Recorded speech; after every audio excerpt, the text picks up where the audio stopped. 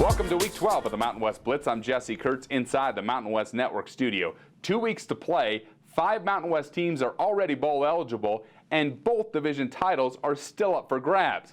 Time now to get you the insight on your favorite teams from our network of campus insiders here on the Blitz. New Mexico turned in a win for the ages last Saturday, beating Boise State on the blue 31-24, becoming just the 5th team in the last 101 tries to beat the Broncos at Albertson Stadium. Time to find out if the man who was on the mic that day still has a voice down in Albuquerque. Robert Portnoy joining us from the 505.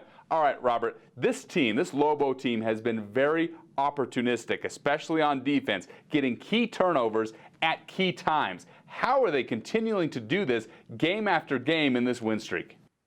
I think if you ask Coach Davey, Bob Davey would say pressure, and more pressure, Jesse. It does appear that teams are making mistakes against the Lobos, but I think you force those mistakes. You create those mistakes. And because New Mexico is in the opposing team's backfield so much this year, guys are kind of looking over their shoulder and hearing footsteps and wanting to get an early peek. And I think those things happen not by accident, but because of the Lobo pressure that they're putting on the opposing offenses. Lobos in the driver's seat, couple of wins, and they're in the 2015 Sports Authority Mountain West Football Championship game, and this sets up perfectly for New Mexico. Back-to-back home games to close out the season. I see where Athletics Director Paul Krebs wrote a letter to the fans asking them to come out in force to support the Lobos against Colorado State and Air Force down the stretch. Lobo Nation, are they buying in? Are they ready to pack that place? We're going to find out on Saturday, and I really think they are, Jesse. This past weekend is probably as good a weekend as there has been in sports in Albuquerque and New Mexico history. If you throw in the Lobo basketball team winning its first 2 games and going on the road to beat New Mexico State in Cruces on Sunday night, with Holly Holm's victory over Ronda Rousey in Australia on the same night that the Lobos went on the blue turf and beat Boise for the first time ever in program history. It is definitely building. The momentum is building. And we just learned as well that last game on the weekend against Air Force during the Thanksgiving weekend is now going to be that prime time 8:15 game, and hopefully the Lobos can get there with everything on the line. But first things first, they'd love to have 30,000 plus in the stands like Paul was asking for that one at 3:30 on Saturday against Colorado State. It's been some sort of a roll. 4 conference wins now. That's one shy of how many this team had in 2009 to 2013 combined. They've been really fun to watch here as of late. Wish them luck, and wish you luck on the call on Saturday against Colorado State, Robert. Always fun to be with you, Jesse. Thanks. Colorado State is the next team in line for the Lobos. The Rams are 1 win away from being bowl eligible, coming off a victory over UNLV 49-35. Brian Roth, the color analyst for Rams football, is joining us now here on the Mountain West Blitz. Brian, Colorado State ran for a season-best 325 yards against UNLV. How did they get that done, and why were they so good? Well, I think they had a lot of confidence coming off the game against Wyoming. Against Wyoming, they had their best rushing output of the entire season of 228 yards. They ran the football 53 times in that Wyoming game, which was a season high. And I think they got a lot of confidence coming out of that. And again, they only threw the football 3 times in the second half against Wyoming when they were up big. And it's kind of a mindset, a shift in mentality, if you will, for Mike Bobo and the offensive coaching staff. So had some confidence coming into that contest. And then, of course, I don't know if any of us expected them to run for 325 yards, but certainly their best output of the season, again, in back-to-back weeks, and it's kind of starting to become the identity of this football team right now.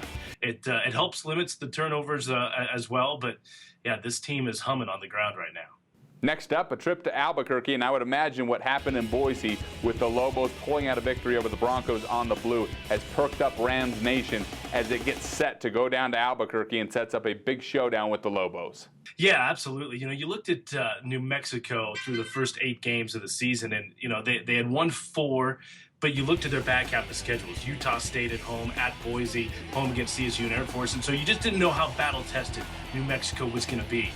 Well, they win at home against Utah State, and then they go on the road and beat Boise. I mean, they were 30-point underdogs in that game, and yet they go and win that game. It changes everything.